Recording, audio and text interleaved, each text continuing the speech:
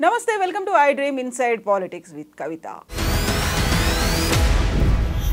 తెలంగాణలో హైదరాబాద్లో పర్టికులర్గా హైడ్రా అనేటువంటి అస్త్రాన్ని ఎందుకు తీసుకొచ్చారు, ఎందుకని పర్టికులర్గా కాంగ్రెస్ మిత్రపక్షాలు కూడా దాన్ని వ్యతిరేకించే పరిస్థితి వచ్చింది?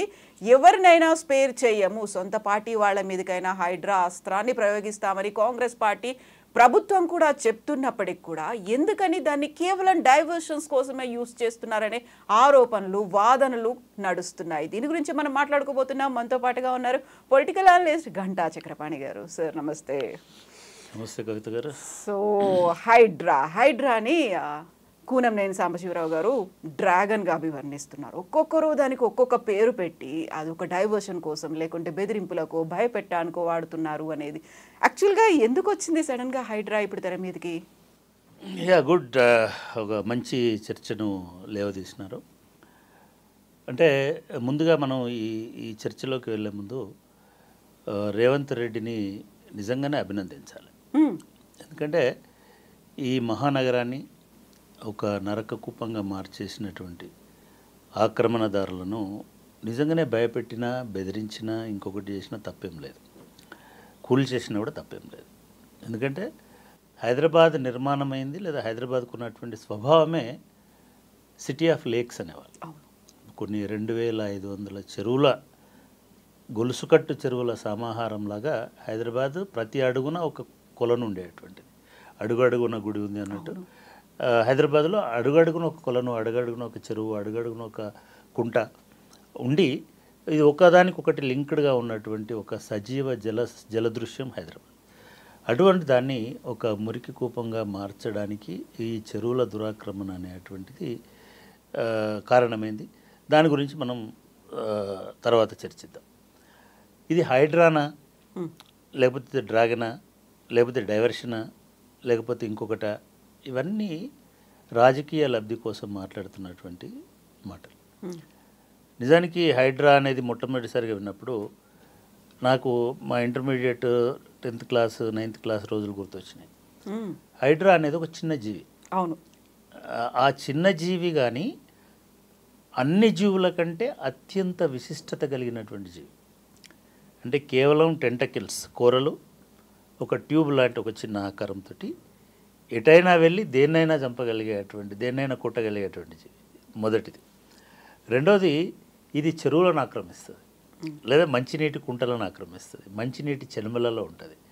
దీన్ని అంటే మంచినీళ్ళలో మాత్రమే, మంచినీటి కుంటల్లో, చెరువుల్లో మాత్రమే జీవించేటువంటి ఆవాసం ఉండేటువంటి జీవి. మూడవది, దీనికి పుట్టుక ఉంటుంది తప్ప చావు అనేది ఉండదు.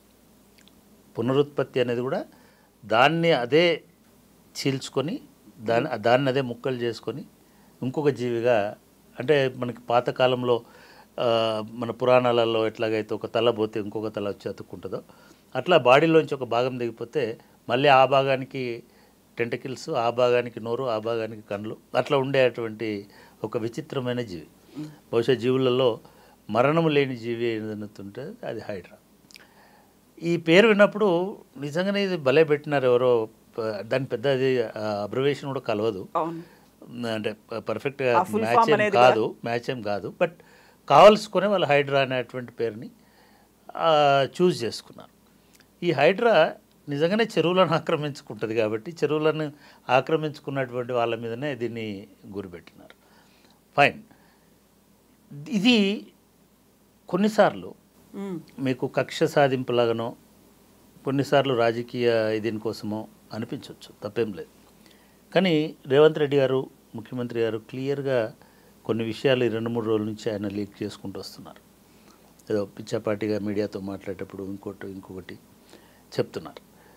ఆ చెప్తున్నటువంటి విషయాలను గమనించినప్పుడు, లేదా దానికి అధికారిగా నియమితులైనటువంటి రంగనాథ్ గారు ఓవర్ హైప్ చేస్తూ మాట్లాడుతున్నటువంటి మాటలు విన్నప్పుడు కానీ, అంటే ఎప్పుడైనా ఆఫీసర్లు నిజానికి లో ప్రొఫైల్గా ఉంటారు, ఉండాలి కూడా. ఎందుకంటే ఇటువంటి డిసిషన్స్లో పొలిటీషియన్స్ ఎటు టర్న్ అవుతారో తెలియదు.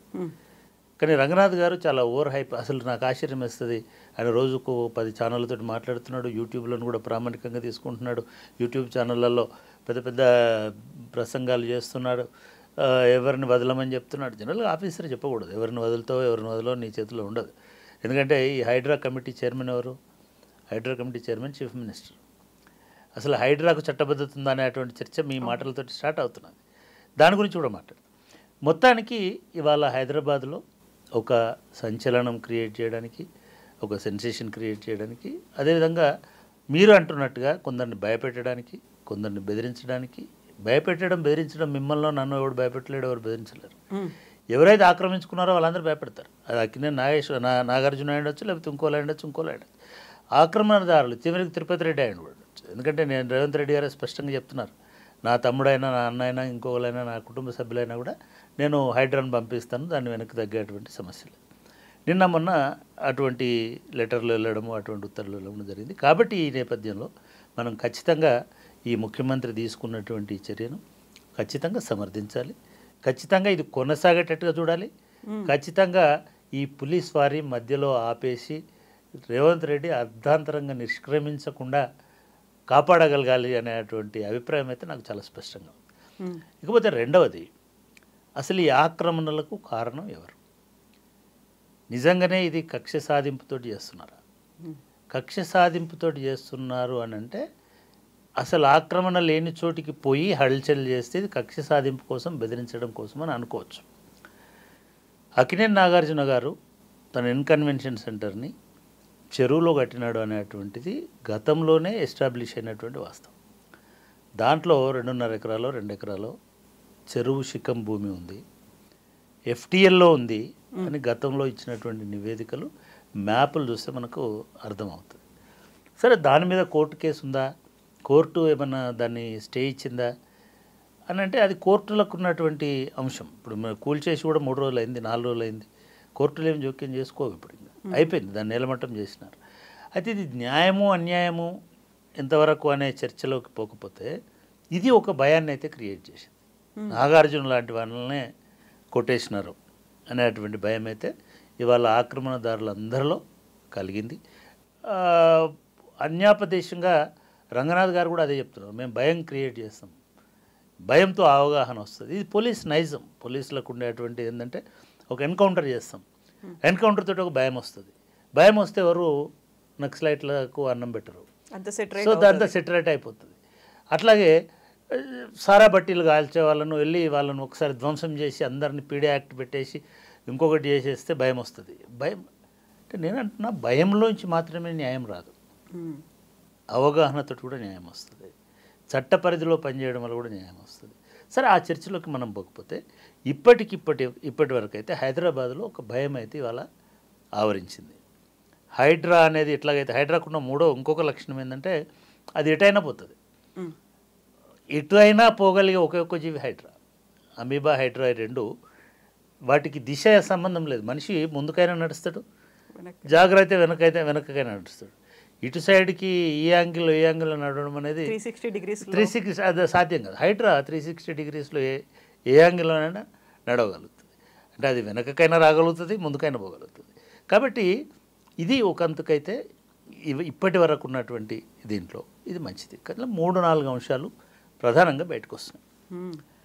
ఒకటి, దీనికున్న చట్టబద్ధత ఏమిటి అంటే నిజంగానైతే ఇప్పుడున్నటువంటి దాంట్లో హైడ్రా కొత్తది అనుకుంటున్నారు. హైడ్రా కొత్తది కాదు.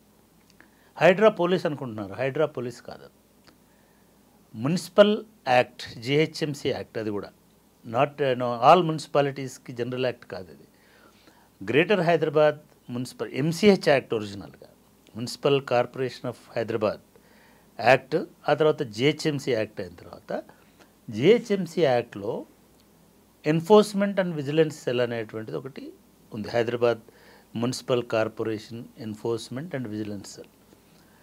ఈ ఎన్ఫోర్స్మెంట్ విజిలెన్స్ సెల్ అనేది మున్సిపల్ అడ్మినిస్ట్రేషన్లో భాగం. కాకపోతే దీనిలో ఎన్ఫోర్స్మెంట్ విజిలెన్స్ అని అంటే పోలీసు కావాలి కాబట్టి అందులో పోలీసులను తీసుకొని చేస్తుండేవాళ్ళు. గతంలో కూడా చాలామంది పోలీసు డిఎస్పీ స్థాయి అధికారులు, ఎస్పీ స్థాయి అధికారులు, సిఐల స్థాయి అధికారులు ఆ ఎన్ఫోర్స్మెంట్లో ఉంటారు. ప్రతి మున్సిపల్ అడ్మినిస్ట్రేషన్ ఉంటారు. ఈవెన్ జిహెచ్ఎంసీ తర్వాత ఉన్నది ఏంటి హెచ్ఎండిఏ. హెచ్ఎండిఏలో కూడా అటువంటి ఒక సెల్ ఉంటుంది.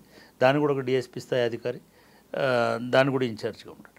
అటువంటిది చట్టబద్ధంగా మున్సిపల్ యాక్ట్ ప్రకారం ఏర్పడినటువంటి బాడీ. దాన్నే పేరు మార్చినారు. ఆ ఎన్ఫోర్స్మెంట్ సెల్లే, విజిలెన్స్ అండ్ ఎన్ఫోర్స్మెంట్ సెల్లే ఇప్పుడు హైడ్రా లాగా దానికి పేరు మార్చిన తప్ప. కాబట్టి దీనికి చట్టబద్ధత ఉందని అనుకోవాలి డెఫినెట్గా.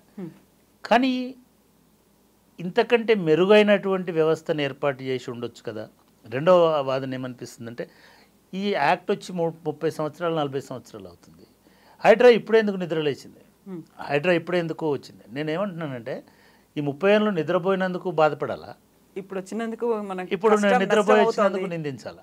సరే, నిద్ర అయితే లేచింది కదా, ఇది మంచిదే కదా. కాబట్టి దానికి కూడా ఆ వాదన కూడా పసలేదు. ఇప్పుడు ఎందుకు నిద్ర లేచినారు, ఇప్పుడే ఎందుకు మొదలు పెట్టినారంటే, ఎప్పుడో ఒకసారి మొదలు పెట్టాలి కాబట్టి ఇప్పుడు మొదలుపెట్టారు.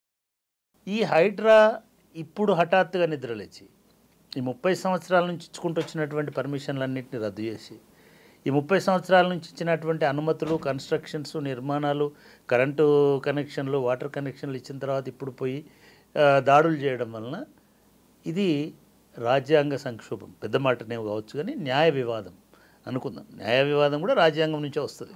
ఒక మనిషికి ఉండే హక్కులను హరించి వేసేటువంటి హక్కు ఈ హైడ్రాకు ఉంటుంది. అక్కడ మాత్రం ఉండదు అనేటువంటి విషయాన్ని చెప్పగదప్ప. ఎందుకంటే మీ ప్రభుత్వమే ఈ ఇల్లు కట్టుకోవడానికి పర్మిషన్ ఇచ్చింది, మీ ప్రభుత్వమే దానికి కరెంటు కనెక్షన్ ఇచ్చింది, మీ ప్రభుత్వమే దానికి, ఇదే మున్సిపాలిటీ ఏ విజిలెన్స్ అయితే భాగమైందో, ఏ హైడ్రా అయితే జిహెచ్ఎంసీలో భాగమో, అదే మున్సిపల్ కార్పొరేషను అన్ని రకాల అనుమతులు ఇచ్చిన తర్వాత ఒక సామాన్యుడు కట్టుకున్నాడు అనుకోండి. మీరు గండిపేటలో గొలగొట్టినటువంటి చూసినా, శాస్త్రీపురం అని ఎక్కడో గొలగొట్టినవి చూసినా, లేకపోతే ఫిలిం నగర్ దగ్గర ఎక్కడో, ఫిలిం నగర్ కాదు, నానక్రామ్గూడలో కూలగొట్టిన, ఇవి ఏవి కూడా కమర్షియల్ కాదు, మనుషులు నివాసం ఏర్పాటు చేసుకున్నటువంటివి. ఈ నివాసం ఎందుకు ఏర్పాటు చేసుకున్నారు? వాళ్ళకి చెరువు అని తెలియదా, వాళ్ళు ఆక్రమణ అని తెలియదా అని చాలామంది మాట్లాడుతున్నారు. కానీ చాలా సందర్భాలలో రంగనాథ్ గారే ఒక చోట చెప్పారు, సర్వే నెంబర్లను ట్యాంపర్ చేసి కూడా, వేరే సర్వే నెంబర్ వేసి కూడా దానికి అనుమతులు తీసుకొచ్చుకొని కన్స్ట్రక్షన్స్ కట్టినటువంటి వాళ్ళు ఉన్నారు.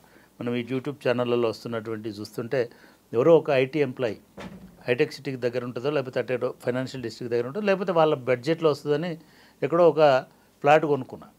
ఆ ఫ్లాట్ కొనుక్కునేటువంటి ఫ్లాట్ కొనుక్కోవడమే కాకుండా బ్యాంకు లోన్ కూడా తీసుకున్నారు. బ్యాంకులు సునిశ్చితంగా పరిశీలిస్తాయి. కానీ మీ మున్సిపాలిటీ ఇచ్చిన డాక్యుమెంట్లన్నీ దొంగ డాక్యుమెంట్లు, తప్పుడు డాక్యుమెంట్లు. మున్సిపాలిటీ పర్మిషన్ ఇచ్చి డాక్యుమెంట్లన్నీ కరెక్ట్గా ఉన్నట్టుగా ట్యాంపర్ చేసిన తర్వాత బ్యాంకు కూడా ఏం చేయలేదు. సో వాళ్ళు కూడా లోన్ ఇచ్చినారు. ఇటువంటి వాళ్ళ సమస్యలు వస్తే ఏం చేయాలనేది వాళ్ళ హైడ్రా ముందున్నటువంటి పెద్ద సవాలు. ఇది భవిష్యత్తులో న్యాయ వివాదాలకు కూడా దారితీస్తుంది. ఇవాళ న్యాయస్థానాలు కూడా ఎట్లున్నాయంటే, వ్యక్తి ప్రయోజనం ఇంపార్టెంట్ రాష్ట్ర ప్రయోజనం కంటే, సమాజ ప్రయోజనం కంటే. ఎందుకంటే లా ఇట్ సెల్ఫ్ వ్యక్తి ప్రయోజనమే ముఖ్యమని చెప్తుంది, వ్యక్తిని కాపాడాలని చెప్తుంది. కానీ ఆ వ్యక్తి వలన సామాజిక ప్రయోజనాలు దెబ్బతింటున్నాయి, ఆ వ్యక్తి వలన ఎన్విరాన్మెంట్ దెబ్బతింటుంది, ఆ వ్యక్తి వలన జీవ వైవిధ్యం దెబ్బతింటుంది, అనేక జీవులు నాశనం అవుతున్నాయి అనేటువంటి అంశాన్ని కోర్టులు పెద్దగా పట్టించుకోవు. కాబట్టి అది నాగార్జున వ్యాపార సంస్థ అయినా, వాణిజ్య సంస్థ అయినా, లేదా ఇంకొక కాలేజ్ అయినా, ఇంకొకటైనా, దాని సామాజిక ప్రయోజనం ఏమిటి అనేది చూడకుండా ఇమీడియట్గా కోర్టులు స్టే ఇవ్వడం అనేటువంటిది జరుగుతుంది. కోర్టుల ఇంటర్వెన్షన్ అనేది జరుగుతుంది. ఏ సంస్థ కూడా కోర్టుల జోక్యానికి అతీతం కాదు. రాజ్యాంగ సంస్థ అయినా సరే కోర్టుల జోక్యం అనేది తప్పనిసరి అవుతుంది. దీనివలన కొంత ఏమైనా గ్యాప్ వస్తుందేమో చెప్పలేము. ఇది రెండవ అంశం ఈ హైడ్రా విషయం. సో ఇప్పుడు ప్రధానంగా వినిపిస్తుంది ఇంకొక వాదన కూడా, ఎందుకు బయ్యర్ల మీద పడ్డారు, బిల్డర్ల మీద పడలేదు అనేది. ఎవరైతే లేఅవుట్లు చేస్తున్నారో వాళ్ళని ఎందుకు, ఈ రియల్టర్లు వాళ్ళని ఏమీ అనట్లేదు, కేవలం కొనుక్కున్నారు, వాళ్ళు లోన్ తీసుకు పెట్టుకున్నారు, వెళ్ళి ఆ ఇల్లు కూల్చేస్తున్నారు అనేది ఒక వాదన వినిపిస్తుంది. దీంతో పాటుగా అసలు చెరువులు అనేవి విపరీతంగా కబ్జా అయిపోయాయి. మీరు చెప్పినట్టుగా లేక్ సిటీ ఆఫ్ హైదరాబాద్ అది కూడా మారిపోయి ఇప్పటికీ మిగిలిపోయినవి ఏమైనా ఉంటే 60% కూడా లేవు మిగిలిపోయిన చెరువుల్లో కూడా, ఎంక్రోచ్మెంట్లు అన్నీ పోయిన తర్వాత. అసలు ఆద్యులు ఎవరు అనుకోవాలి దీనికి? ఎందుకు? అంటే ఇది చాలా మంచి ప్రశ్న. చాలా ఇప్పుడు మాట్లాడుతున్నట్టుగా, బయటకు వస్తున్నట్టుగా ఏదో హైడ్రా వస్తుంది కాబట్టి చప్పట్లు కొడదాం, ఇదే సమాజము రేపు నిజంగానే హైడ్రా కనుక, ఇప్పుడు ఇంకా మీరు అన్నట్టుగా బయర్ల దాకా పోయినారు కొన్ని చోట్ల. బడా బయర్లు అనుకుందాం. ఉమ్, రేపు హైడ్రా మాదాపూర్ వైపు వస్తాయి, రేపు హైడ్రా సఫిల్గూడ వైపు వస్తాయి, రేపు హైడ్రా యూసఫ్గూడ వైపు వస్తాయి, రేపు హైడ్రా ఇది మసబ్ ట్యాంక్ వైపు వస్తాయి. ఇదే చప్పర్లు కొడుతున్న వాళ్ళు తిరగబడతారు. ఎందుకంటే మీరు అన్నట్టుగా పేదలు ఉన్నారు అక్కడ, మధ్యతరగతి బయ్యర్లు ఉన్నారు. కానీ న్యాయంగా ధర్మంగా బయ్యర్లు అయినా సరే చెరువును ఆక్రమిస్తే అది శిక్షార్హమైనటువంటి నేరమని సుప్రీంకోర్టు కూడా చెప్పింది. వాళ్ళకు నోటీసులు ఇవ్వాల్సిన అవసరం లేదని కూడా చెప్పింది. కొనేటప్పుడే విజ్ఞత ఉండాలని చెప్పింది. కానీ హైదరాబాదు ఏది కూడా లేఅవుట్ తోటి వచ్చినటువంటి ఆక్యుపెన్సీ కాదు ఇది. వితౌట్ లేఅవుట్స్ మున్సిపల్ ఆఫీసర్స్ కుమ్మక్కైపోయి బిల్డర్లు, చిన్న చితక బిల్డర్లు ఉండొచ్చు, మెగా బిల్డర్లు ఉండొచ్చు, బడా బిల్డర్లు ఉండొచ్చు, వాళ్ళు అమ్ముకున్నారు, వెళ్ళిపోయినారు. బిల్డర్ బాధ్యత ఆక్యుపెన్సీ సర్టిఫికేట్ వచ్చేదాకానే ఉంటుంది. కొనుక్కున్నవాడి బాధ్యతనే జీవితకాలం ఉంటుంది. Home is not for builder, home is for buyer. Buyer నివసిస్తాడు కాబట్టి బయ్యర్ బాధ్యతనే. ఇది నిర్దాక్షిణ్యమైనటువంటి నిజం. కాబట్టి కొనేటప్పుడే జాగ్రత్త పడి ఉండాల్సిందే అనేటువంటిది మొదటి వాదన. రెండవ వాదన హౌసింగ్ రైట్స్లో మళ్ళీ నేను కొనుక్కున్నాను, ఈ గవర్నమెంట్ సర్టిఫై చేసింది, ఈ బ్యాంకు లోన్ ఇచ్చింది, నేను బాధ్యున్నట్లు అవుతా. అప్పుడు ఎవరైతారు బాధ్యులు? బిల్డర్ కాదు, దానికి పర్మిషన్ ఇచ్చినటువంటి మున్సిపల్ ఆఫీసర్ అవుతాడు, సర్వేయర్ అవుతాడు, టౌన్ ప్లానింగ్ ఆఫీసర్ అవుతాడు, టౌన్ ప్లానింగ్ సూపర్వైజర్ అవుతాడు, టౌన్ ప్లానింగ్ ఎవరైతే చీఫ్ టౌన్ ప్లానర్ ఎవరు ఉన్నారో ఆయన అవుతాడు. చివరిగా ఎవరు అవుతారు? ప్రభుత్వం బాధ్యత వహిస్తుంది. అంటే రేవంత్ రెడ్డి పులి మీద స్వారీ చేస్తారు అని నేను ఒక ట్వీట్ చేస్తే చాలామంది చాలా రకాల రియాక్ట్ అయినారు. ఈ పులి ఏమిటంటే పులి హైడ్రా కాదు, పులి ప్రభుత్వమే. ప్రభుత్వమే ఈ మొత్తము దుర్మార్గాలకు కారణమై ఇవాళ ప్రభుత్వమే మళ్ళీ దాన్ని మేము అంతమొందిస్తామని అనడానికి పోతున్నది. నేను దీన్ని కొంచెం డీటెయిల్లో కూడా చెప్తాను. ఇప్పుడు ప్రభుత్వమే అన్నారు, ఈ ప్రభుత్వం వచ్చి 9 నెలలు కూడా కాలేదు. అంతకుముందు చేసిన ప్రభుత్వం ఎప్పుడైనా సరే ఒకటి మనం గమనించాల్సింది ఏంటంటే, అన్ఫార్చునేట్లీ మీ ప్రభుత్వం మన ప్రభుత్వం అనుకుంటున్నారు, కానీ ఎప్పుడైనా ప్రభుత్వం ఒకటే, ఎప్పుడైనా ప్రభుత్వం ఒకటే. ప్రభుత్వాన్ని నడిపించే స్వారీ చేసేవాడు మారతాడు తప్ప పులి మాత్రం ఒకటే. ఆ పులి మీదనే కూర్చుంటారు ఎవరైనా సరే. ఇవాళ మీ ప్రభుత్వం అట్లా చేసింది, మా ప్రభుత్వం గులగొడుతుందని అనడం అనేది తప్పు. మీ ప్రభుత్వం చేసిన దానికి మీ ప్రభుత్వాన్ని పరిపాలించిన రాజకీయ నాయకులకు బాధ్యత కాదు. రూల్స్ని ప్రొటెక్ట్ చేయడానికి భారతదేశంలో డాక్టర్ బాబాసాహెబ్ అంబేద్కర్ ఇటువంటి కుక్కమూతి పుందలు రేపు రాజ్యాంగాధికారంలోకి వస్తాయి, వాళ్ళు ప్రధానులు అవుతారు, ముఖ్యమంత్రులు అవుతారు, పాలకులు అవుతారు. కాబట్టి స్వతంత్రంగా రాజ్యాంగం ప్రకారం, శాసనాల ప్రకారం, రూల్ ప్రకారం నడిచేటువంటి బ్యూరోక్రసీ అనేటువంటి ఒక సెకండ్ పిల్లర్ని ప్రతిష్ఠింపజేసినాడు. ఓన్లీ పొలిటికల్ లీడర్సే రూలర్స్ కాదు భారతదేశంలో. అన్ఫార్చునేట్లీ అనుకుంటున్నారు. చంద్రశేఖరరావు, కేసీఆర్ నేనే రూలర్ అనుకుంటాడు. రేవంత్ రెడ్డి గారు నేనే రూలర్ అని ఆయన కూడా గట్టిగా కూర్చొని ఉంటాడు. రూలర్స్ మీరు కాదు, మీరు రూల్ మేకింగ్ మాత్రమే చేస్తారు. రూల్ అడ్మినిస్ట్రేషన్ రంగనాథ్ చేస్తాడు, రూల్ అడ్మినిస్ట్రేషన్ ఇంకొక పోలీస్ ఆఫీసర్ చేస్తాడు, ఇంకొక చీఫ్ సెక్రటరీ చేస్తాడు. అది ప్రభుత్వం. ఎవరైతే ప్రభుత్వం ఇంకో రెండవ లక్షణం చెప్తా, ప్రభుత్వం శాశ్వతమైనది, 5 సంవత్సరాల కోసం ఉండే ప్రభుత్వం కాదు. పార్టీ 5 సంవత్సరాల కోసం ఉంటుంది. ఆ పార్టీ 5 సంవత్సరాల అధికారంలో ఉండొచ్చు, 10 ఉండొచ్చు, గెలిచినంత కాలం ఉండొచ్చు. కానీ ప్రభుత్వం అనేది ఒక కంటిన్యూటీ. తెలంగాణ ప్రభుత్వమే, గత ప్రభుత్వమైనా తెలంగాణ, కేసీఆర్ సొంత ఆస్తి కాదు, కేసీఆర్ ప్రభుత్వం అంటారు అందరూ. కేసీఆర్ వాళ్ళ చింతమడక ప్రభుత్వం అదేమన్నా రాచరికమా? అది ఇదేమో రేవంత్ రెడ్డి ప్రభుత్వమా? ఇదేమన్నా కొండారెడ్డిపల్లి రెడ్డితనమా? కాదు కదా. Government is government. కాకుంటే పార్టీల వారీగా చూసుకున్నప్పుడు అదంతా టీఆర్ఎస్ బీఆర్ఎస్. నేను మళ్ళీ అదే చెప్తున్నా, పార్టీల వారీగా ప్రభుత్వాలు ఉండవు దయచేసి. పార్టీల వారి ప్రభుత్వం, తెలంగాణ ప్రభుత్వము అనే రాజముద్ర ఏదైతే ఉంటుందో దట్ ఈజ్ గవర్నమెంట్. అక్కడ ఎవరున్నారు? రేవంత్ రెడ్డి గారు ఉన్నారా, లేదా కేసీఆర్ గారు ఉన్నారా, లేకపోతే ఇంకొక ఆయన ఉన్నాడా? ఇది కాదు. వాళ్ళ నరేంద్ర మోడీ ప్రభుత్వం భారత ప్రభుత్వం. అది నరేంద్ర మోడీ సొంత గుజరాతీ ప్రభుత్వం కాదు, అది భారత ప్రభుత్వం, భారత ప్రధాని ఆయన. అట్లా రేవంత్ రెడ్డి గారు తెలంగాణ ముఖ్యమంత్రి, కేసీఆర్ గారు తెలంగాణ ముఖ్యమంత్రి గతంలో. సో ఇది ప్రభుత్వం. ఈ ప్రభుత్వ విధానం అనేటువంటిదే ప్రామాణికత అడ్మినిస్ట్రేషన్కి. ఇందాక చెప్పా, మున్సిపల్ యాక్ట్లో ఉన్నది కాబట్టి హైడ్రా మాట వినాలి. మున్సిపల్ యాక్ట్లో విజిలెన్స్ చేయమని ఉంది, అదేవిధంగా ఎన్ఫోర్స్మెంట్ చేయమని ఉంది, కూలగొట్టమని కూడా ఉంది. కాబట్టి కూలగొడతారు.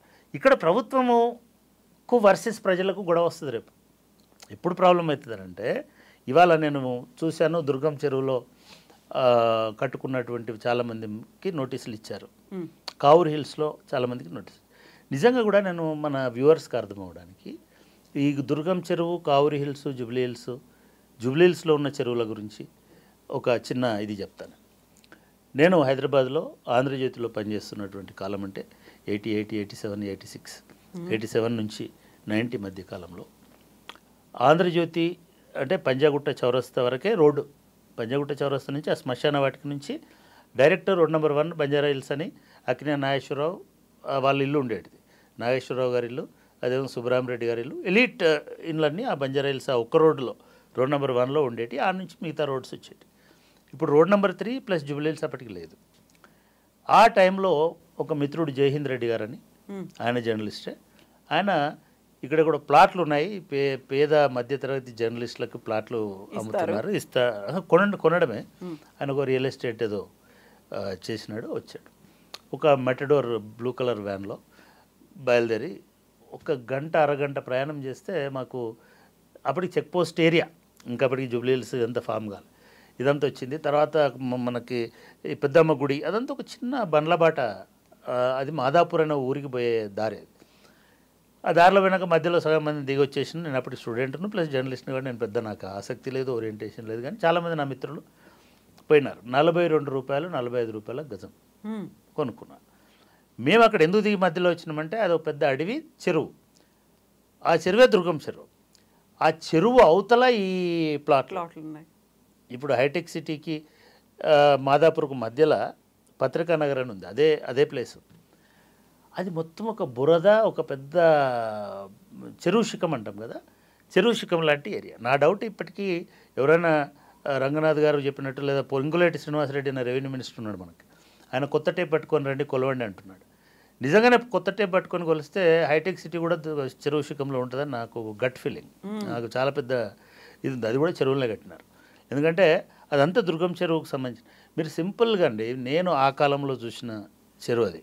నేను చెప్తుంది 40 సంవత్సరాల కింద, 30 సంవత్సరాలు 32 సంవత్సరాల కింద 1994లో మా యూనివర్సిటీ కరెక్ట్ దుర్గం చెరువు దగ్గర షిఫ్ట్ అయింది. అక్కడ మా యూనివర్సిటీకి 52 ఎకరాల స్థలం ఇచ్చినారు. మేము అక్కడికి వచ్చేటప్పటికి దారి లేదు. మా వైస్ ఛాన్సలర్ గారు ప్రొఫెసర్ బషీరుద్దీన్ గారు ఆయనకున్న గుడ్ ఆఫీసెస్ పంచి పేరును ఉపయోగించుకొని ఆయనే రోడ్ నెంబర్ 46 అనే రోడ్ని వేసి వచ్చినాం. మొత్తము అడవి, కొండలు, చెరువు, అది తప్ప వేరే ఇల్లు, నివాసము, గుడిసె ఏది కనబడలే మాకు. అప్పటి చెరువు యొక్క విస్తీర్ణము 156 ఎకరాలు, 165 ఎకరాలు దుర్గం చెరువు విస్తీర్ణం. ఆ దుర్గం చెరువు ఒక బ్యూటిఫుల్ న్యాచురల్ లేక్, సహజ సిద్ధమైన చెరువు. ఆ చెరువుకు మత్తడి, తూములు ఇవన్నీ. అది నెక్స్ట్ డౌన్లోకి పోతే మల్కం చెరువు అని మనకి ఇప్పుడు గచ్చిబౌలి ఏరియాలో ఒక చెరువు ఉంటుంది. అది న్యాచురల్గా ఈ మత్తడి ద్వారా, ఈ మత్తడి దుంకి లేదా ఈ తూముల ద్వారా నీళ్ళు పోయి మల్కం చెరువు. ఈ మల్కం చెరువు ఇంకొక నానకరామగూడలో ఇంకొక చెరువు ఉంటుంది. అట్లా ఒక 4 చెరువులు 5 చెరువుల తర్వాత ఒక హైట్ నుంచి వాటరు పైపుల ద్వారా డైరెక్ట్గా గోల్కొండ ఫోర్ట్ మీదకి పోయేటువంటి గోల్కొండ, ఎత్తైన గోల్కొండ కోట మీదకి ఇక్కడ నుంచి ఎటువంటి మోటార్ లేకుండా, అప్పటికి మోటార్ లేదు, కుతుబ్ షాహీలు కాకతీయులు కట్టినారు ఒక గోల్కొండ చెరువు, గోల్కొండ కోట. అక్కడికి కుతుబ్ షాహీల టైంలో ఎటువంటి చోదక శక్తి లేకుండా కేవలం గ్రావిటీ అని అంటాం, భూమి ఆకర్షణ దీంతో గ్రావిటీతోటి నీళ్లను గోల్కొండ కోట మీదకి తరలించేటువంటి వాళ్ళు మొదటి. ఆ కోట మీదకి నీళ్లు తీసుకుపోయిన తర్వాత గోల్కొండ అనేది అప్పటికి 30,000 జనాభాతో ఉన్నటువంటి ఒక నగరం. ఆ నగరానికి నీళ్లు సరఫరా చేసేటువంటి వాళ్ళు. ఇదే దుర్గం చెరువు నుంచి కాలువల ద్వారా, ఇదే మల్కం చెరువు నుంచి కాలువల ద్వారా మీరు ఇప్పటికీ కూడా ఈ టోలీ చౌకీ ఏరియాలో చూడొచ్చు, మంచినీటి కాలువ అని రాసి ఉంటుంది. ఆ నాలాస్ అని అంటున్నారు ఇప్పుడు. అసలు హైదరాబాద్ మొత్తము కాలువల ద్వారా నీళ్ళు వస్తే తాగేటువంటి నగరంలాగా నిర్మించినారు. ఇది 1960s, 70s దాకా ఈ కాలువల్లో నీళ్లు ప్రవహించినాయి. ఎప్పుడైతే GHMC Hyderabad municipal corporation of Hyderabad MCh అనేది ఏర్పడింది. ఎంసీహెచ్లో కూడా కాలువల నిర్వహణ విభాగం ఉండేది. కాలువల ద్వారానే నీళ్లు తోడుకునేటువంటిది. అప్ టు ఇవి రాకముందుకు ఈ ఓల్డ్ ఏరియాని చెరువుల ద్వారా కాలువల ద్వారా నీళ్లు తాగేటువంటి ఇది హైదరాబాద్కు ఉన్నటువంటి బ్యూటీ. ఇదే దుర్గం చెరువు నేను ఇందాక చెప్పినట్టుగా మేము 94లో అంబేద్కర్ ఓపెన్ యూనివర్సిటీ షిఫ్ట్ అయింది. ఒక 10 సంవత్సరాలు మేము గమనిస్తూనే ఉన్నాం. అసలు మా యూనివర్సిటీకి రావాలంటే ఏమీ దారిలేనటువంటి పరిస్థితులు వచ్చినాం. అక్కడికి స్లోగా మాదాపూర్ అనేది ఎక్స్పాండ్ అయింది. నిజంగా కూడా మనము ఈ చెరువుల ఆక్రమణకి మీరు ఇందాక అన్నట్టుగా రాజకీయ పార్టీలను నాయకులను దోషులుగా నిలబెట్టాలనుకుంటే నేను చంద్రబాబు నాయుడుని దోషి నిలబెడతాను. అది హైటెక్ సిటీ కావచ్చు, మాదాపూర్, ఇవన్నీ ప్లాన్ లేనటువంటి విస్తరణలు. ఇంకోటి కూడా గమనించి ఇవన్నిటిని కూడా చెరువుల చుట్టుపక్కలనే మొదలుపెట్టినారు. ఎందుకు మొదలుపెట్టినారంటే చెరువుల చుట్టే ఖాళీ స్థలాలు ఉంటాయి, ప్రభుత్వ స్థలాలు ఉంటాయి. నిజంగానే ప్రభుత్వాలు కనుక ఒక హైటెక్ సిటీనో లేకపోతే ఒక ఇండస్ట్రియల్ కారిడార్నో లేకపోతే ఒక పారిశ్రామిక కేంద్రాన్నో లేదా ఒక మార్కెట్నో ఏదైనా డెవలప్ చేయాలని అనుకుంటే భూసేకరణ చేయాల్సి ఉంటుంది. కానీ హైదరాబాద్లో ఏం జరిగిందంటే ఎక్కడైతే ఖాళీ స్థలాలు ఉన్నాయో అక్కడ డెవలప్ చేసుకుంటూ పోయినారు. అట్లా ఈ దుర్గం చెరువు పైన ఖాళీ స్థలం ఉంది కాబట్టి అక్కడ ఒక హైటెక్ సిటీ అనే ఒక చిన్న బిల్డింగ్, దానికి వాళ్ళు ఉన్న టెక్నాలజీలో హైటెక్ సిటీ పెద్ద నగరం కాదు, చిన్న బిల్డింగ్ కట్టినారు. ఆ బిల్డింగ్ కట్టి దానిలో ఒక 5,000 మంది పనిచేస్తారు లేదా 10,000 మంది పనిచేస్తారు ఇవన్నీ అని చెప్పారు. కానీ ఏం జరిగింది, ఇమ్మీడియట్గా ఆ చెరువు చుట్టూ కబ్జాలు స్టార్ట్ అయినాయి. చెరువు చుట్టూ బిల్డర్లు వచ్చినారు మీరు చెప్పినట్టు. ఇవాళ నేను వింటే ఆశ్చర్యపోతున్నాను. నేను ఒక నెక్టర్ వ్యాలీ అని ఒక విల్లాస్ ప్రాజెక్ట్ వచ్చింది. దాని తర్వాత ఇంకొక 10 రకాల బిల్డర్లు వచ్చినారు, 50 రకాల అపార్ట్మెంట్లు టవర్లు కట్టినారు. ఇది మొత్తము చెరువును పూర్తిగా ఒక గుర్రపు డెక్క ఆకు ఎట్లాగైతే విస్తరించుకుంటూ ఆక్రమించుకుంటూ పోతుందో ఆ పద్ధతిలో ఇవాళ 165 ఎకరాల 60 ఎకరాల చెరువులో 62 ఎకరాలు మిగిలింది. 100 ఎకరాలు ఇవాళ కబ్జా జరిగి ఉన్నాయి. ఈ కబ్జాలో ఇవాళ జిహెచ్ఎంసీ చెప్తుంది ఇనార్బిట్ మాల్ వచ్చింది, ఒక పెద్ద హ్యూజ్ మాల్. అది మొత్తం ఆ చెరువులోనే ఉందని, చెరువు శిఖంలోనే ఫుల్ ట్యాంక్ లెవెల్లో ఉందని చెప్తున్నారు. కేబుల్ బ్రిడ్జ్ వచ్చింది, రోడ్లు వచ్చినాయి, ప్రైవేట్ ప్రాపర్టీస్ వచ్చినాయి. ఇదంతా కూడా కేవలం చంద్రబాబు నాయుడు అక్కడ ఒక తీసుకొచ్చి అక్కడ ఒకటి కట్టడం వలన, అది అక్కడ కాకుండా ఇంకొక మైదాన ప్రాంతంలో కట్టినా ఈ నష్టం జరగకపోయేది. ఇది అక్యూజ్ చేయడం కోసం చెప్పట్లా. నేను ఇంకో ఇన్సిడెంట్ కూడా చెప్తాను. 99లోనో 2009లోనో 10లో రాజశేఖర రెడ్డి గారి కంటే ముందు చంద్రబాబు నాయుడు గారు ఉన్నటువంటి టైంలో విజయరామారావు గారు అని ఒక మినిస్టర్ ఉండేవారు. ఆయన సిబిఐ డైరెక్టర్గా పనిచేసి వచ్చినాడు. ఖైరతాబాద్ నుంచి ఎమ్మెల్యేగా చేసినాడు. ఆయన మినిస్టర్ మున్సిపల్ అడ్మినిస్ట్రేషన్. ఆయన హయాంలో ఆ టైంలో విపరీతంగా వర్షాలు పడినాయి. దుర్గం చెరువు ఫుల్ నిండిపోయింది. 3 రోజులు వర్షాలు పడినాయి. మేము 3వ రోజు యూనివర్సిటీకి వస్తే అంతా నీళ్ళతో మునిగిపోయింది. మా యూనివర్సిటీ పెద్ద కొండ మీద హైయెస్ట్ ప్లేస్లో ఉంటుంది కాబట్టి మాకు పెద్ద ఎఫెక్ట్ పడలే. కానీ ఆల్మోస్ట్ మా ల్యాండ్ అంతా కూడా మునిగిపోయింది. మేము చూస్తే అప్పుడే కడుతున్నటువంటి కొన్ని ఇల్లులు ఫస్ట్ ఫ్లోర్ వరకు మునిగిపోయినాయి. అంటే ఇళ్ళల్లోకి నీళ్ళు వచ్చినాయా, చెరువుల్లోకి ఇళ్ళు వచ్చినాయా? చెరువు తన సహజ పరిమాణంతో విస్తరించుకుంటూ వచ్చింది. ట్రస్ట్ మీ, ఒక 500 ఇళ్ళను ఐడెంటిఫై చేసిన మేము గుట్ట మీద నిలబడి ఇది మునిగింది, అది మునిగింది, ఇది మునిగింది. 500 ఇళ్ళు చెరువులనే కట్టినారు. 500 ఇళ్ళు చెరువులనే కట్టినారు. ఏం చేసినారో తెలుసా? అది ఇంకా వర్షాలు పడుతున్నాయి. రాత్రి 1 గంట కావాలనుకుంటే ఎవరైనా సరే రికార్డ్స్ వెరిఫై చేయొచ్చు. రాత్రి 1 గంటకు మున్సిపల్ మినిస్టర్ ఆదేశంతో వెళ్ళి దుర్గం చెరువు మత్తడిని ఒక లేయర్ తీసేసినారు. మత్తడి అంటే బండ్ ఉంటుంది కదా, ఆ బండ్ని ఒక లేయర్ తొలగించిన. ఎందుకంటే తుమ్మురులోంచి నీళ్ళు వెళ్తున్నా కూడా వరద ఉధృతికి సరిపోవట్లేదు కాబట్టి ఆ level, tank level, full tank లెవెల్ని తగ్గించడం కోసం తీసేసినారు. దీంతో ఈ ఇళ్లలో సగం ఇల్లు వచ్చేసింది. తర్వాత తెలిసింది ఏంటంటే ఆ ఇల్లు కట్టిన బిల్డరు ఆ ఒక మినిస్టర్ గారి సొంత బావగారు, వాళ్ళ సిస్టర్నే ఈయనకి ఇచ్చినారు. అంటే నెక్సెస్ ఎట్లా ఉంటుందంటే ఈ బిల్డర్కు ఈ మినిస్టర్కి సంబంధం ఉంది, ఇది మత్తడి ఇట్లే ఉండడం వలన ట్యాంక్ పరిమాణం అనేది నిర్ధారణ అవుతుంది. అప్పుడు ఇవన్నీ ట్యాంకులో ఉన్నాయని అయితే ఎవడు కొనడు. కాబట్టి మేము మత్తడిని తొలగిస్తామనేటువంటి దశ దాకా ఈ పరిస్థితి పోయింది. ఇది సబ్జెక్ట్ టు వెరిఫికేషన్. కావాలనుకుంటే ఈ చరిత్రలో ఇది జరిగింది. ఇది ఒకటే కాదు, ఇది ఒకటే అంటేనేమో ఇది ఆయన చాలా అభివృద్ధి చేస్తే అనుకుంటామని అంటారు. మీకు మాసబ్ ట్యాంక్ అని ఒకటి ఉండేదండి చరిత్రలో. మా సాహెబా ట్యాంక్, అత్తగారి చెరువు. మా సాహెబా అంటే అత్తగారి చెరువు. అది ఎందుకు అత్తగారి చెరువు అయింది? నిజాం గారి అత్తగారు ఆ చెరువుని తవ్వించి ఇచ్చారు ప్రజల కోసం, అక్కడ కింద ఉన్నటువంటి ప్రాంతం వాళ్ళ కోసం. ఆ చెరువు ఒక బ్యూటిఫుల్ చెరువు. ఎక్కడుంటుందంటే బంజారా హిల్స్ పర్వత సానుల్లో కురిచినటువంటి, నేను కావాలనే వాడుతున్నా, బంజారా హిల్స్ పర్వతాల, ఎస్ హిల్స్ అంటే అవే కదా, ఆ పర్వత సానువుల్లో కురిచినటువంటి వర్షం వరద అంతా వచ్చి ఆ కింది ప్రాంతంలో ఉన్న మల్లేపల్లి అవతల ప్రాంతంలో ఉన్న వాటి ఇదవుతుంది. కాబట్టి ఒక బ్యూటిఫుల్ చెరువును కట్టినారు, ఒక కట్ట కట్టినారు. చెరువు అట్లా ఒక కట్ట కట్టారు. ఎక్కడ కట్టారు? మాసబ్ ట్యాంక్ అంటున్నాం కదా, మాసబ్ ట్యాంక్ పాలిటెక్నిక్ ఉంటుంది ఇప్పుడు. అక్కడి నుంచి మెహదీపట్నం ఎన్ఎండిసి బిల్డింగ్ కనబడుతుంది కదా మనకు, అక్కడి వరకు ఒక కట్ట కట్టి, జస్ట్ ఒక కట్ట కడితే ఒక బ్యూటిఫుల్ చెరువు అయింది. అది ఇది ఎప్పటి వరకు ఉండే? నేను ఇందాక చెప్తున్నటువంటి స్టోరీ వరకు కూడా అక్కడ చెరువే ఉండే. ఆ చెరువు నుంచే బయట, మీరు కూడా బాల్యంలో ఆ చెరువులోకి ఈత కొట్టేయడానికి చాలామంది పోయేవాళ్ళు, చెరువు చూడడానికి కూడా చాలామంది.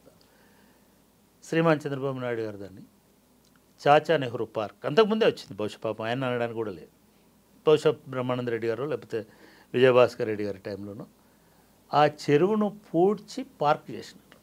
అసలు దీనంత దారుణము ఇంకేదైనా ఉంటుందండి?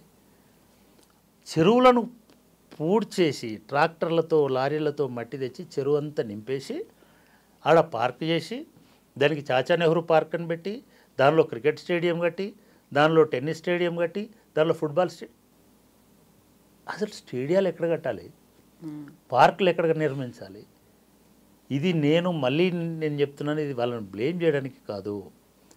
చాచా నెహ్రూ పార్క్ అట్లనే వచ్చింది, కృష్ణకాంత్ పార్క్ అని వచ్చింది, బహుశా మీ ఎరకల్లో కూడా.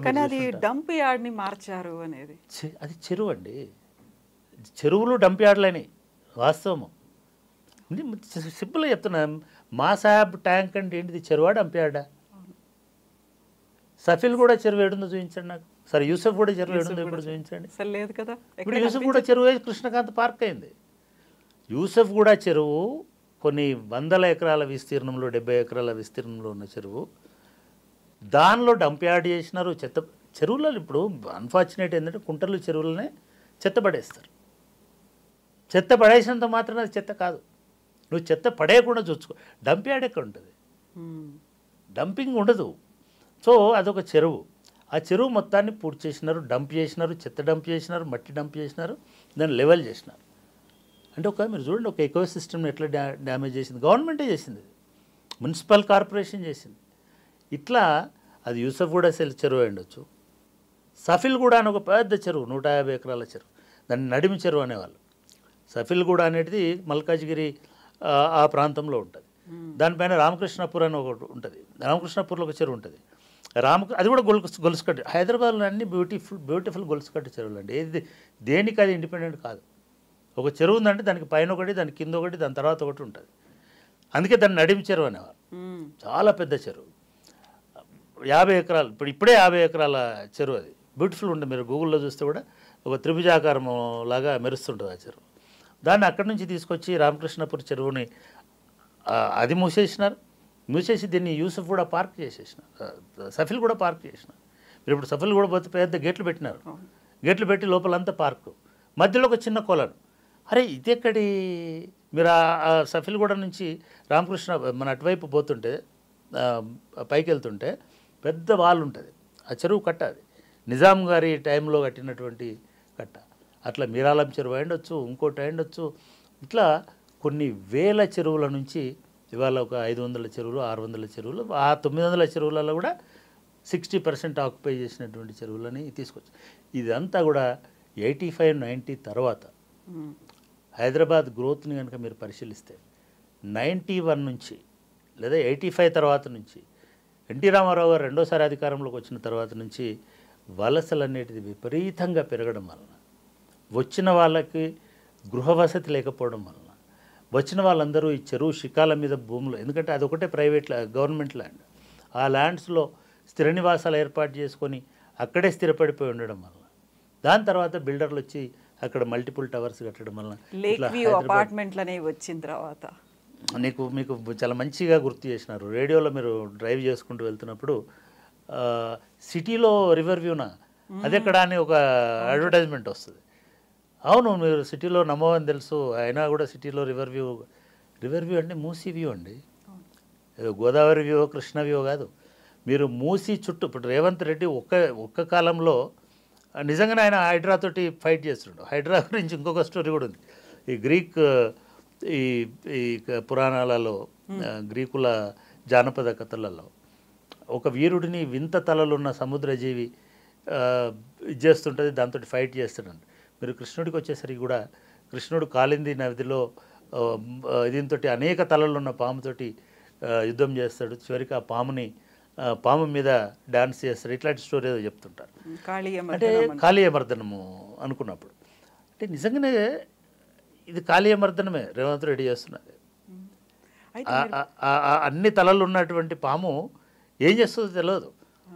అటువంటి పనిని ఇప్పుడు రేవంత్ రెడ్డి చేస్తున్నాడు. నిజంగానే ఇవాళ రేవంత్ రెడ్డి పేరు శాశ్వతంగా ఎట్లాగైతే ఇప్పుడు గొలుసుకట్టల చెరువుల గురించి మనకి నిజాం కుతుబ్షాహీలు, నిజాం కూడా కాదు, కుతుబ్షాహీల పేరు నుంచి ఎట్లాగైతే చెరువులను ఈ హైదరాబాద్కి ఎట్లాగైతే వచ్చినాయో, కాకతీయులు అనగానే మనకు చెరువులు ఎట్లా గుర్తొస్తున్నాయో, అంటే కాకతీయులు కూడా ఇదే పద్ధతిలో ఈ దక్కన్ పీఠభూమిలో అన్ని చెరువులను నిర్మించి వ్యవసాయానికి ఎట్లాగైతే చేసినారో, ఈ హైదరాబాదును పునరుద్ధరించడానికి నిజంగానే కనుక రేవంత్ రెడ్డి ఒక్క అడుగు కూడా వెనక్కి వేయకుండా మొత్తం చెరువులను వాటి ఒరిజినల్ మ్యాప్స్ ప్రకారం నేను పునఃప్రతిష్ఠిస్తా అని అంటే ఆయన చెప్పినట్టు 10 సంవత్సరాలు నేనే అని ఆయన చెప్తుంటాడు కదా, అది అప్పుడు నిజమవుతుంది. లేకపోతే ఎందుకంటే ఇవాళ ఆయన టచ్ చేస్తున్నది ఈ నేను ఇందాక చెప్పినటువంటి దుర్గం చెరువులో 100 ఎకరాలను ఆక్రమించినటువంటి వేల మంది బడా భూస్వాములు. దానిలో మీ అన్న తిరుపతి రెడ్డి గారు కూడా ఉన్నారని చెప్తున్నారు. నెక్టర్ వ్యాలీ ఒక్కొక్క విల్లా ఇవాళ 25-30 కోట్ల రూపాయలు ఉన్నటువంటి విల్లా ఉన్నది. అట్లా కొన్ని వందల విల్లాలు నెక్టర్ వ్యాలీలో. దాని చుట్టుపక్కల ఉన్నటువంటి అపార్ట్మెంట్లు అన్నీ కూడా 85-90s తర్వాత వలస వచ్చినటువంటి పెద్ద పెద్ద పారిశ్రామికవేత్తలు, సినిమా వాళ్ళు, జడ్జీలు, నేను మళ్ళీ చెప్తున్నాను న్యాయమూర్తులు అక్కడ ఇళ్ళు కట్టుకొని ఉన్నారు లేదా అక్కడ నివాసం ఉంటున్నారు. వీళ్ళందరూ వదిలిపెడతారు అని నేను అనుకోవడం లేదు. డెఫినెట్గా మళ్ళీ కోర్టే జోక్యం చేసుకునే అవకాశం ఉంటుంది. ఎందుకంటే ప్రజల హక్కులు పోతున్నాయి కాబట్టి, లేదా వాళ్ళు 30 ఏళ్ళ నుంచి ఉన్నారు కాబట్టి. అంటే 30 ఏళ్ళ నుంచి నువ్వు ఆక్యుపై చేసుకుంటే అది నీదే అని చెప్పే ఒక నీతి మన దేశంలో ఉంటుంది కాబట్టి మరి వీళ్ళందరూ రేవంత్ రెడ్డిని ఇట్లనే నిలబడినిస్తారా, ఇట్లనే సవారీ చేయనిస్తారా, ఇట్లనే పాతుకొనిస్తారా అనేటువంటిది ఒక పెద్ద సవాల్ అయితే మనం చూడబోతాం. ఆయన నిలబడి ఉంటే, లేదు ఆయననే రాజీ పడిపోయావు, లేకపోతే ఆయనకి కోర్టు ద్వారా ఒక ఉపశమనం వచ్చి ఉంటే అప్పుడు ఇంకొకటి ఇంప్రూవ్ అవుతుంది. అంటే ఇదంతా కేవలం జన్వాడ ఫామ్ హౌస్లో కేసీఆర్ని ఇరుకునబెట్టాలి కాబట్టి, కేటీఆర్ని ఇరుకునబెట్టాలి కాబట్టి, జన్వాడ ఫామ్ హౌస్లో డ్రోన్ పంపించినందుకు ఆయన అరెస్ట్ చేసి జైల్లో పెట్టినారు కాబట్టి, దానికి ప్రతీకారంగా జన్వాడ ఫామ్ హౌస్ను ఉలగొట్టాలి కాబట్టి ఇదంతా ఒక డ్రామా మొదలుపెట్టినాడని ఇప్పుడు ఎవరైతే ఈ ఛానళ్ళలో అక్కడిక్కడ మాట్లాడుతున్నారో అదే నిజమయ్యేటువంటి ప్రమాదం కూడా ఉంటుంది. కానీ ఇప్పటి వరకు రేవంత్ రెడ్డి గారు 2-3 చాలా ఇండికేషన్స్ అయితే ఏమిస్తున్నారంటే తన పార్టీలో ఉన్నటువంటి అందరి ఫామ్ హౌస్లను కూలగొడతా అని చెప్తున్నాడు. తన ఇంట్లో ఉన్నటువంటి అందరి ఇండ్లను కూడా నేను అవి కనుక అక్రమ నిర్మాణాలు అయితే నేను వదలను, నేనే దగ్గరుండి వాటిని తొలగిస్తా అని చెప్తున్నాను. అట్లా అనుకున్నట్టుగా నిన్న ఆల్రెడీ వాళ్ళ బ్రదర్ ఇంటికి కూడా నోటీస్ ఇచ్చినారు అనేటువంటిది కూడా 54-55 సర్వే నెంబర్లో హౌస్ నెంబర్ అక్కడ వాళ్ళకు కూడా నోటీసులు ఇచ్చినారని చెప్తున్నాను. ఇది జరగాలి. నేను ఒకటే చూడాలనుకుంటున్నాను. నేను రిటైర్ అయినాను కానీ ఇప్పుడు ఆ దుర్గం చెరువు ఆ గుట్ట మీద నిలబడి దానికి విచిత్రం, ఆ దుర్గం చెరువుని ఒక పర్యాటక కేంద్రం చేసేసిన. ఈ చెరువులు అన్ని పార్కులు న్యాచురల్ ఉండి పర్యాటక కేంద్రం చేయడం పక్కన పెట్టండి. ఇవాళ మీరు రోడ్లు వేసేసినారు, దాంట్లోకి వెళ్ళి దుర్గం చెరువు పక్క నుంచి రోడ్లు వేసేసినారు, ఇనార్బిట్ మాల్ కట్టినారు, ఇంకేదో కట్టినారు, ఆఫీసులు కట్టినారు, ఇవన్నీ వచ్చేసినాయి. ఇవన్నీ క్లియర్ కావాలి. ఇవన్నీ క్లియర్గా అయ్యి మళ్ళీ ఒక అందమైన జలాశయంలాగా, మీకు చాలామందికి తెలుసు ఈ నగరానికి ఫౌండేషన్ స్టోన్ వేసినప్పుడు కులి ఒక ప్రార్థన చేస్తాడు అల్లాకి. ఈ నగరం, హైదరాబాద్ నగరం అనేది ఒక చెరువులాగా కలకలలాడాలి. ఈ చెరువులో అనేక జాతుల చేప పిల్లలు, అనేక రకాల చేప పిల్లలు సహజీవనం చేయాలి, బతకాలి. ఇది ఒక కలికి తురాయిలాగా మెరవాలి అని ఆయన ఒక ప్రేయర్లో అల్లాను కోరుకుంటాడు. అటువంటి నగరం మళ్ళీ మనం ఈ చెరువులన్నీ క్లీన్ అయిపోయి, ఇక్కడ ఆక్రమణలన్నీ తొలగిపోయి, ఒరిజినల్ హద్దులు ఎట్లాగైతే మొన్న ఎన్ కన్వెన్షన్ని ఒక 5 నిమిషాలలో కూలగొట్టినారు, ఒక 5 సంవత్సరాలు పడుతుంది. ఒక షెడ్యూల్ పెట్టుకోండి, హైడ్రాకి ఒక చట్టబద్ధత ఇవ్వండి, చట్టబద్ధత ఉంది, దాని పరిధి ఎక్స్పాండ్ చేయండి, 111 జీవోని కూడా దానిలో తీసుకురండి పరిధిలోకి. ఇవి మీరు చెప్తున్నారు కదా ఇప్పుడు మొత్తము ఔటర్ రింగ్ రోడ్డు పరిధి చేస్తున్నామని జిహెచ్ఎంసీకి. ఈ ఔటర్ రింగ్ రోడ్డు పరిధి మొత్తము లోపల పరిధి, ఔటర్ రింగ్ రోడ్డు లోపల ఉన్నటువంటి అన్ని గ్రామాలు, అన్ని మున్సిపాలిటీలు, అదేవిధంగా మున్సిపల్ కార్పొరేషను, ఇవన్నిటినీ హైడ్రా పరిధిలోకి తీసుకురావాలనేది మొదటిది. హైడ్రా 1955, 54, 52 ఎప్పటి మ్యాప్ ఉంటే అప్పటి మ్యాప్ దగ్గర పెట్టుకోవాలి. దగ్గర పెట్టుకొని సెటిలైట్ ఇమేజెస్ తీసుకొని మార్క్ చేయాలి. ఇది రెండవది. మూడవది, ఈ మార్క్ చేసిన అన్నింటినీ ఇల్లీగల్ కన్స్ట్రక్షన్స్గా డిక్లేర్ చేయాలి. మీరు అవసరం అనుకుంటే అసెంబ్లీలో ఒక చట్టం తీసుకురండి ఇల్లీగల్ కన్స్ట్రక్షన్స్ని తొలగించడానికి. అప్పుడే కోర్టు కూడా మిమ్మల్ని ఏమనడానికి అవకాశం ఉండదు. ఇది అండి. దీంట్లో ఎస్ఎఫ్టీ వైజ్గా కొందరికి పరిహారం ఇవ్వండి, కొందరికి శిక్ష వేయండి, కొందరికి ప్రత్యామ్నాయం చూపించండి, కొందరు అధికారులని ఐడెంటిఫై చేయండి. ఏ అధికారి ఎప్పుడెప్పుడు ఈ పర్మిషన్లు ఎందుకు ఇచ్చినారు, ఇవన్నీ చేయండి. ఇది మూడవది. నాలుగవది, దీనిలో పేదవాళ్ళని ప్రొటెక్ట్ చేయండి, వాళ్ళని షిఫ్ట్ చేయండి, రిహాబిలిటేషన్ చేయండి. దీని పాటలో రిహాబిలిటీ ఆర్ఆర్ ప్యాకేజ్ కూడా తీసుకురండి, నష్టమేం లేదు. తీసుకొచ్చేసి పేదవాళ్ళకి 200 గజాల లోపు మీరు చెప్తున్నారు కదా, ఇప్పుడు 100 గజాలు అయితే ఫ్రీ, 50 గజాలు అయితే ఫ్రీ, ఇవన్నీ చేసి మొత్తానికి చిన్న మధ్యతరగతి వాళ్ళు ఎవరైతే 1000 సేఫ్టీలో కొనుక్కున్నటువంటి వాడు ఉంటాడు, ఒక ఫ్లాట్ కొనుక్కున్న వాళ్ళు ఉంటారు, అటువంటి వాళ్ళని రిలోకేట్ చేయండి, లేకపోతే వాళ్ళకి ఇది చేయండి. ఎవరైతే పెద్దవాళ్ళు ఉన్నారో వాళ్ళ మీద చర్య తీసుకోండి. ఎవరైతే టవర్లు కట్టినారో, ఎవరైతే అక్కడ బిల్డర్లు పెద్ద పెద్ద ఇవి కట్టి కోట్ల రూపాయలు, వాళ్ళందరినీ బ్లాక్ లిస్ట్ చేయండి, వాళ్ళందరి దగ్గర నుంచి వసూలు చేయండి, వాళ్ళందరితోటి కంపెన్సేషన్ ఇప్పియండి, ఒక ఫండ్ డెవలప్ చేయండి. ఇది నాలుగవ సూచన.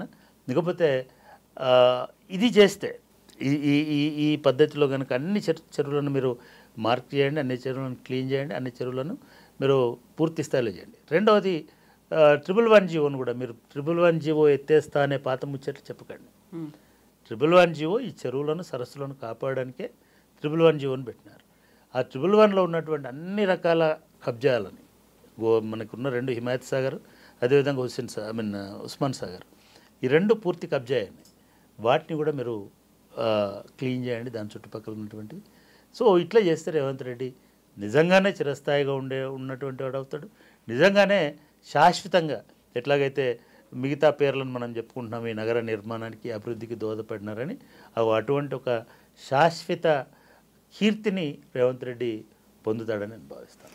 భగవద్గీత స్ఫూర్తితోనే అక్రమ కట్టడాల కూల్చివేత చేస్తున్నారు. ఇప్పుడు మీరు చెప్పిన దాన్ని బట్టి చూస్తే ఇప్పుడు అక్రమ కట్టడాలు లేకుంటే కబ్జాలు అనేది ఈ మధ్య కాలంలో కాదు, 30, 40, 50 ఇయర్స్ బ్యాక్ వెళ్ళాలి అనుకుంటే హైదరాబాద్ సగం ఆక్యుపై అయిపోయింది కదా. అప్పుడు కూల్చివేతలు మొదలు పెడితే ఇప్పుడు 1 కోటికి పైగా ఉన్న జనాభా, ఇన్ని లక్షల ఇళ్ళున్నాయి అనుకున్నప్పుడు ఇన్ని లక్షల ఇళ్లలో సగమైన నేలమట్టం అయిపోతాయి కదా. కావాలి కూడా కదా. ఇప్పుడు ఆయన పెట్టిన యజ్ఞం, ఆయన తలపెట్టిన యజ్ఞం అట్లాంటిది. ఇదంతా కూడా రాజకీయ నాయకులు ఏం చేస్తారంటే, కేసీఆర్ గారు కూడా ఇట్లనే చేసినారు, మనం అది కూడా చెప్పుకోవాలి. కేసీఆర్ అధికారంలోకి వచ్చిన తర్వాత కూడా మనం క్లీన్ చేస్తాం, చెరువులను తీసేస్తాం, ఆక్రమణలు తీసేస్తాం. నాగార్జునతోటి గొడవ మొదలైంది అక్కడే. సరే, తర్వాత రాజీపడ్డారా? ఎస్, డెఫినెట్గా రాజీపడ్డారు. కోర్టు వల్ల రాజీపడ్డారా లేదా కోర్టుల వల్ల రాజీపడ్డారా, ఇవన్నీ మనకు సంబంధం లేని విషయాలు. బట్ రాజీపడ్డది వాస్తవం. ఈ రాజీ పడడం అనేది ఒక అక్కడనే ఆగలే. ఇదే ఎన్ కన్వెన్షన్ ఆనుకొని ఒక కొన్ని వేల ఇండ్లు ఆ ప్రాంతంలో అక్రమంగా వెలిసినటువంటి ఇండ్లు ఉన్నాయి. దాన్ని ఏదో అంటారు, దాన్ని కూడా కూలగొట్టుకుంటూ పోయినారు. ఇదంతా కూడా ఒక వివాదపద స్థలమైన స్థలం, యజమాని లేని స్థలం. హైదరాబాద్లో చాలా స్థలాలు గవర్నమెంట్ స్థలాలు, యజమానులు లేని స్థలాలు. సర్ఫే ఖాస్ల భూములు, సర్ఫే ఖాస్ అనేది పూర్తిగా నిజాంకు ఉండేటువంటి అధికారం ఉండేటువంటి భూమి. అటువంటి భూములలో ఇంకేదో భూములలో ఏవో ఏవో అయ్యప్ప సొసైటీ, ఇంకో సొసైటీ, గురుకుల ట్రస్ట్ భూములు ఇవన్నీ వచ్చేసినాయి. ఒక ట్రస్ట్కు 1000 ఎకరాలు 100 ఎకరాల భూములు, ఆ భూములన్నింటినీ అందరూ ఆక్యుపై చేసుకున్నారు. విచిత్రం ఏంటంటే అలా అప్పటి ముఖ్యమంత్రి రాజశేఖర రెడ్డి గారి సోదరుడు వివేకానంద రెడ్డి కూడా దానిలో ఒక ఎకరంలో ఇల్లు కట్టుకున్నాడు. చాలామందికి అక్కడ ఇల్లులు ఉన్నాయి. నిజంగానే కేసీఆర్ కూడా ఇట్లాంటి బుల్డోజర్ రాజ్యాన్ని తీసుకురావాలని ప్రయత్నం చేసినాడు. ఇప్పుడు ఎట్లయితే రేవంత్ రెడ్డి గారు హైడ్రా పేరుతో ఒక బుల్డోజర్ రాజ్యాన్ని తీసుకొస్తున్నారో మంచిగా అనుకుందాం, సంభవం యుగే యుగే. ఆయన కూడా అనుకున్నాడు, కేసీఆర్ కూడా. నేను కూడా భగవద్గీతనే స్ఫూర్తి, నాకు కూడా అదే శ్లోకము నాకు ఇది. ఇప్పుడు ఈ యుగానికి నేనే రక్షకుడిని అని అనుకొని పంపించినాడు. కానీ విపరీతమైనటువంటి ఒత్తిడి, కోర్టు జోక్యం, ఇమ్మీడియట్గా కోర్టులు దాన్ని ఆపేయమని ఆదేశించడం, ఈవెన్ నాగార్జునది కూడా ఆపేయమని ఆదేశించడం, తర్వాత వాళ్ళు మళ్ళీ ఏదో రాజీ పడిపోవడం, ఇవన్నీ జరగడం వలన చేయలేకపోయినారు.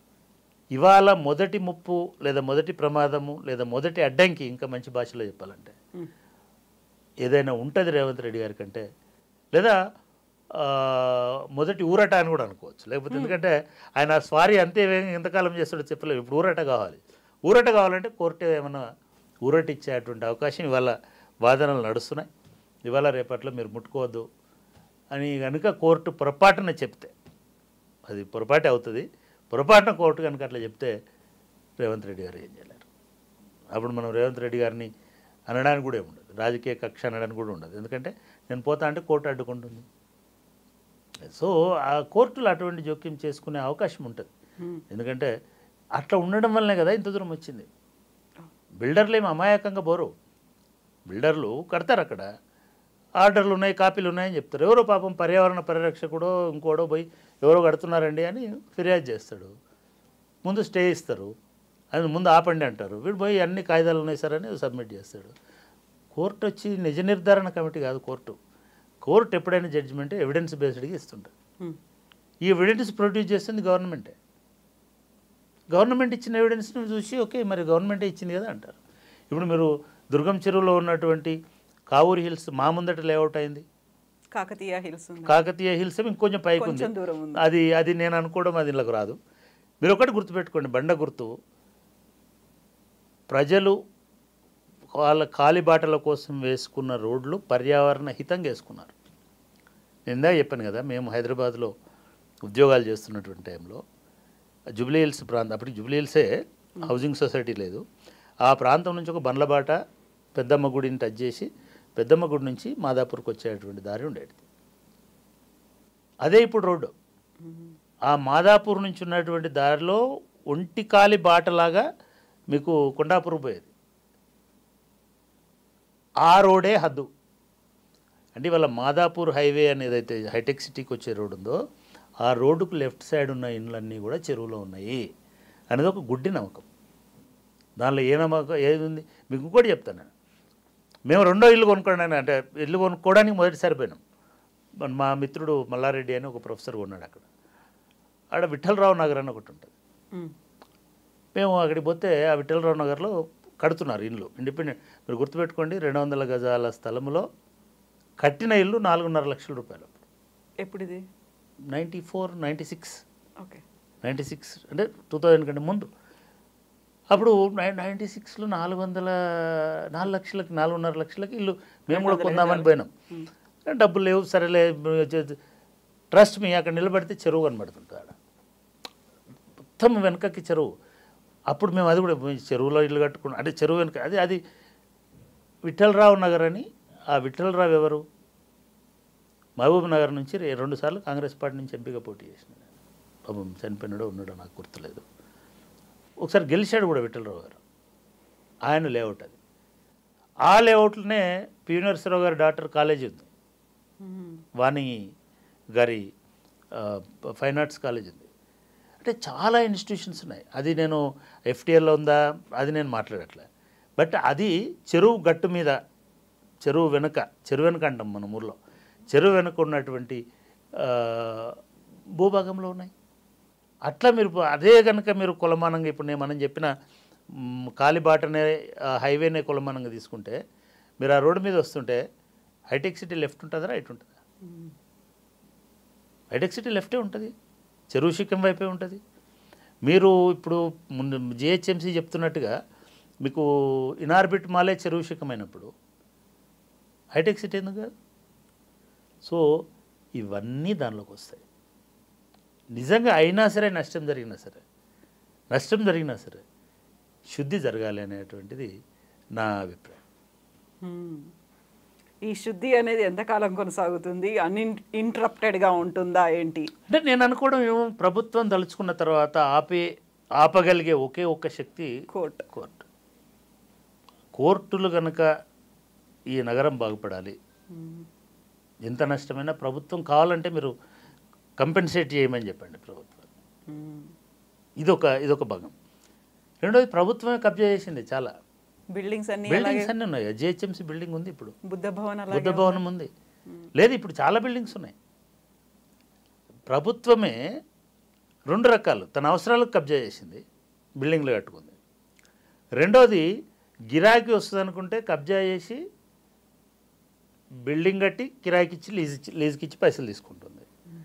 మీరు ట్యాంక్ బండ్ చుట్టూ నెక్లెస్ రోడ్ ఎవరు వేసారండి? నెక్లెస్ రోడ్ అసలు చెరువులాగా ఉంచకుండా ఎందుకు నెక్లెస్ రోడ్ వేసినారు?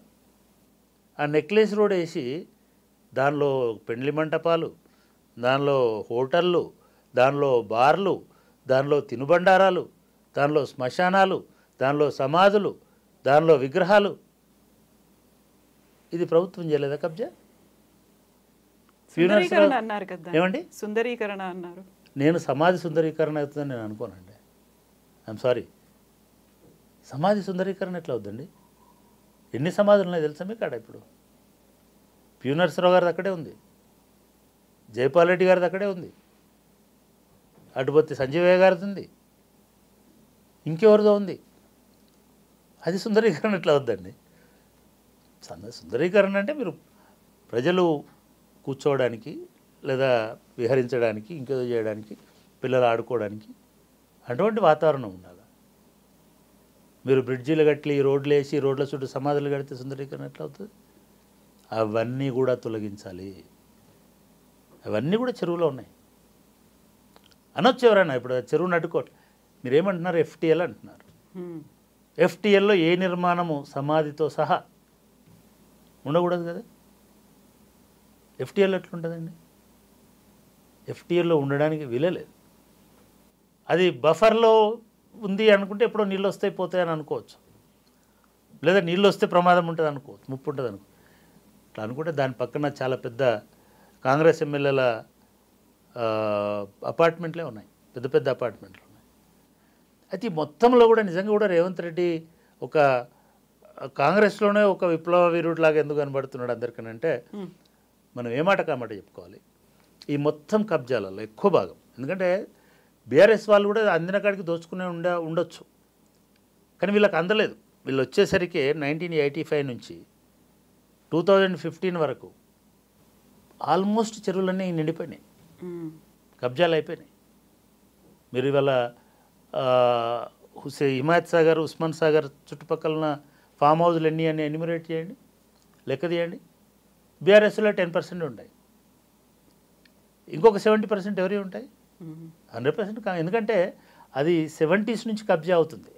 ఈ ఫామ్ హౌస్ల కల్చర్ అనేటువంటిది అట్లీస్ట్ 80s 90s నుంచి అయితే నాకు చాలామంది మిత్రులు తెలుసు.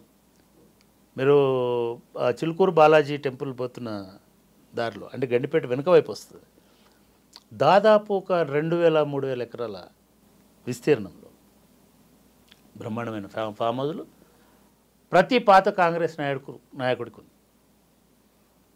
అట్లాగే అళ్ళకెళ్ళి ఇళ్ళకి వచ్చినారు కాబట్టి ఆ కాంగ్రెస్ నాయకులే కొత్తగా పుట్టారు కదా నాయకులు, వాళ్ళవి కూడా ఉన్నాయి. కాలేజీలు ఉన్నాయి, ఈ జ్యోతులు ఆ జ్యోతులు రకరకాల పేర్లతోటి సగం కాలేజీలు గండిపేట చుట్టే ఉంటాయి మీకు, ఇటువైపున అటువైపు అయినా. ఇవన్నీ 111 జీవోలో ఉన్నాయి. 111 జీవోలో ఒక పెద్ద రిసార్టే ఉందండి. రిసార్ట్ పేరుతో ఉన్నటువంటి ఒక కమర్షియల్ యాక్టివిటీ ఒక 4000-5000 ఇండ్లు అమ్ముతున్నారు. ఒక 5-6 వేలు 10,000 ఇప్పుడు బహుశా ఇప్పుడు 10,000 ఇండ్లు ఉండొచ్చు. అది వెల్ నోన్ రిసార్ట్ అది. దానిలో వాళ్ళు ఏమంటున్నారు, మీరు 500 గజాల ప్లాట్ ఉంటుంది, మీరు 100 గజాలు ఇల్లు కట్టుకోండి, పర్మిసిబుల్ అంటున్నారు. 111లో ఉన్న ఇదిని చూపించి ఎంతవరకు పర్మిసిబుల్. మరి హైడ్రా తన టెంటకిల్స్ని అక్కడి దాకా కూడా విస్తరింపజేయాలి. 111 పార్ట్ అయితే అసలు నిజంగా చెప్తున్నా, ఇవన్నీ జరిగితే ఎక్కువ నష్టపోయేది తెలుగుదేశం పార్టీ అనను అధికారంలోకి వచ్చిన తర్వాత విస్తరణకు గురైన ప్రాంతాలు. ఇదంతా జరిగితే కాంగ్రెస్ పార్టీ అధికారంలో ఉన్నప్పుడు ఆక్రమణకు గురైనటువంటి చెరువు శిఖాలు, దాంట్లో ఒక 10 సంవత్సరాలు పరిపాలించి బహుశా 10% వాటా ఉన్న బీఆర్ఎస్ కూడా ఉంటే ఉండొచ్చు. అయినా సరే ఎవరైనా ఒప్పుకోవాలి, అన్ని పార్టీలు దీన్ని స్వాగతించాలి. కేటీఆర్ నిజం చెప్పినాడా ఇంకోటి చెప్పినాడా మనకు సంబంధం లేదు, ఆయన కూలగొట్టుకోమని చెప్పాడు.